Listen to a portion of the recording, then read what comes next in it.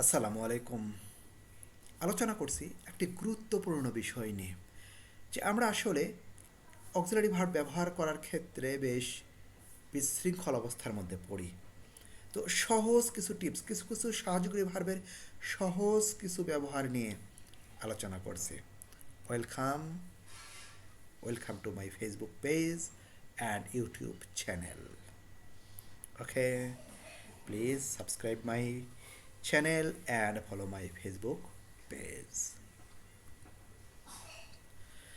তো অতি সহজ যে কৌশল, অতি সহজ কৌশল, হয়তো ইতিপূর্বে এমন কৌশল কখনো আলোচনা করা হয়নি বা কেউ করেনি।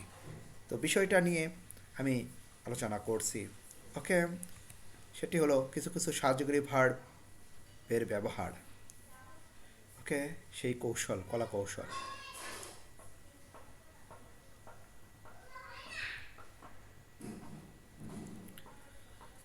আমরা এই যে সাহায্যকারী ভার্বগুলো বসাবো, এটা সাবজেক্টের অনুসরণ করবে, আর সে সাবজেক্ট হবে হলো নাউন বা প্রোনাউন। সাবজেক্ট হবে কি নাউন বা প্রোনাউন। তো আমরা নাউনের প্রকারভেদ জানি, প্রোনাউন সম্পর্কে জানি। তো তারপরেও এখানে সহজে দেখানোর চেষ্টা হচ্ছে। ওকে, সেই নাউন এবং প্রোনাউন, যেমন পার্সন, আমরা পার্সন নিয়ে আলোচনা করি যে পার্সন হলো কি প্রোনাউনের অপরনামই হলো পার্সন।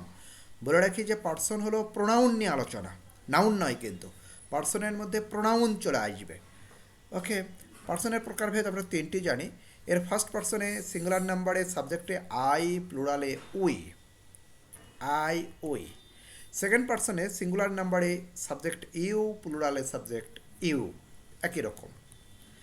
এবং থার্ড পার্সন সিঙ্গুলার নাম্বারের সাবজেক্ট হলো হি, শি, ইট, এবং প্লুরালে হলো দে। তাহলে আমরা ফার্স্ট পার্সন, সেকেন্ড পার্সনের এবং থার্ড পার্সনের সিঙ্গুলার নাম্বার এবং প্লুরাল নাম্বারে কোন সাবজেক্টগুলো ব্যবহৃত হয় সেটি জানলাম। I, we, you, you, he, she, it এবং দে। তো এটি হলো আমাদের প্রোনাউনের কিছু অংশ, যেটি মেজরিটি হলো পার্সোনাল প্রোনাউনগুলো এর মধ্যে রয়েছে, কিন্তু প্রোনাউনের মধ্যে আরও বেশ কিছু রয়েছে। ওকে, যেহেতু আমরা 9 প্রকার প্রোনাউন জানি, তো এখন নাউনগুলোর অবস্থাটা কী। তো বলে রাখি যে প্রোনাউন আর যেগুলো আছে সেগুলো আমাদের ব্যবহার করতে হবে, এটা হলো থার্ড পার্সন সিঙ্গুলার নাম্বারের মধ্যে, অর্থাৎ হি, শি, ইট, যেগুলো সাবজেক্ট হিসেবে ব্যবহৃত হয়, কারণ সকল প্রোনাউন কিন্তু সাবজেক্ট হিসেবে ব্যবহৃত হয় না। তো যে প্রোনাউনগুলো সাবজেক্ট হিসেবে ব্যবহৃত হয় বা হওয়ার সম্ভাবনা আছে, সেটি সাধারণত থার্ড পার্সন সিঙ্গুলার নাম্বারের মধ্যে পড়বে, সেই হিসাবে আমাদের গণ্য করব। যদিও পার্সন বলতে এগুলোকে বোঝানো হয়, যেমন দিস, আবার এর প্লুরাল নাম্বার দিস আছে, দোজ প্লুরাল নাম্বার, আবার দ্যাট হলো সিঙ্গুলার নাম্বার। তো প্লুরাল বাদ দিয়ে দিস, দ্যাট, এগুলো কিন্তু থার্ড পার্সন সিঙ্গুলার নাম্বারের মধ্যে হিসাবে আমাদের গণ্য করতে হবে। এছাড়া এভরিবডি, এভরি ওয়ান আছে, ইচ, এভরি আছে, ইদার, নাইদার আছে, এগুলো আমাদের খেয়াল করতে হবে। ওকে, আবার রিফ্লেক্সিভ প্রোনাউন কখনো সাবজেক্ট হিসেবে ব্যবহার করা হয় না, এটা আমাদের মনে রাখতে হবে। Reciprocal pronoun, each other, one another, এগুলো কখনো সাবজেক্ট হিসেবে ব্যবহার করা হয় না। ওকে, তো তাহলে আমরা এই যে পার্সনগুলো জানলাম এবং প্রোনাউনগুলো কিছু ছাড়া মেজরিটিগুলো আমাদের এই সিঙ্গুলার নাম্বারের মধ্যে পড়বে, থার্ড পার্সন সিঙ্গুলার নাম্বার অন্তর্ভুক্ত হিসেবে আমরা আলোচনা করব। তাহলে নাউনগুলোর অবস্থাটা কী। নাউন যেহেতু সিঙ্গুলার এবং প্লুরাল উভয়ই হয়, তো আমরা প্লুরালগুলোকে প্লুরালের মধ্যে চিন্তা করব, আর সিঙ্গুলারগুলোকে সিঙ্গুলারের মধ্যে চিন্তা করব, অর্থাৎ থার্ড পার্সন সিঙ্গুলার ধরে এখানে আমি আলোচনা করব। ওকে, যেমন সকল সিঙ্গুলার নাউন এবং যে নাউনগুলো কাউন্ট করা যায় না, আনকাউন্টেবল, এবং আরও যে প্রোনাউনগুলো আছে দিস, দোস বাদ দিয়ে, সেগুলো আমরা থার্ড পার্সন সিঙ্গুলার নাম্বারের মধ্যে গণ্য করতে পারি, সেই হিসাবে আমরা আলোচনা করব এবং মনে রাখব। আর প্লুরাল নাউন এবং প্লুরাল প্রোনাউন, প্রোনাউন বলতে ওই যে দিস, দোস, এটা অলরেডি যেটা আলোচনা করা হলো, এগুলো আমরা থার্ড পার্সন প্লুরালের মধ্যে আলোচনা করব।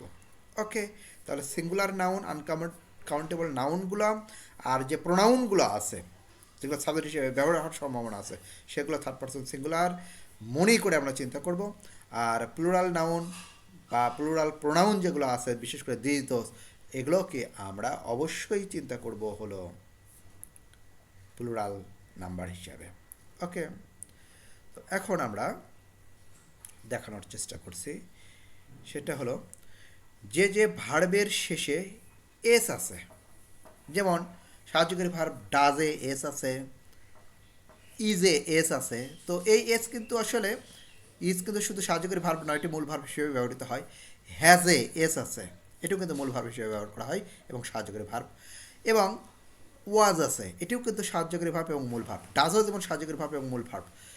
এই ভার্বগুলো যার সাথে আমরা এস পাচ্ছি, এই যে বিশেষ করে, এবং এগুলো অক্সিলারি হিসেবে বেশি ব্যবহার করা হয় এবং এগুলো মূল ভার্ব হিসেবে ব্যবহৃত হয়। যেমন ডাজে এস আছে, ইজে এস আছে, হ্যাজে এস আছে, ওয়াজে এস আছে। এই এস যুক্তগুলা, কারণ অন্যগুলো যদি চিন্তা করি, হ্যাভ এস নাই, ডু এস নাই, এম এ এস নাই, হ্যাডে এস নাই। ওকে, এটা আমরা খেয়াল করতে পারি। এগুলো বসে থার্ড পারসন সিঙ্গুলার নাম্বারের অন্তর্ভুক্ত। ওই যে বললাম, থার্ড পারসন সিঙ্গুলার নাম্বারের অন্তর্ভুক্ত সাবজেক্টের পরে বা সাথে, তার মানে হি, শি, ইট। এবং আরও যে প্রোনাউনগুলো আছে, ইচ, এভরি, তারপরে হলো everybody, everyone, nobody, no one, this, that, এবং সিঙ্গুলার যে নাউনগুলোকে আমরা বললাম যে এর মধ্যে অন্তর্ভুক্ত করব, ক্যাথি, কনা, সিংহজ্যোতি, ফারুক, এই যে singular number, the boy, A boy, a girl, a student, এগুলো, এই ধরনের সাবজেক্ট যখন আমরা পাবো, তখন আমাদের এই এসিএস যুক্ত যে ভার্বগুলো আছে সেটি ব্যবহার করতে হবে।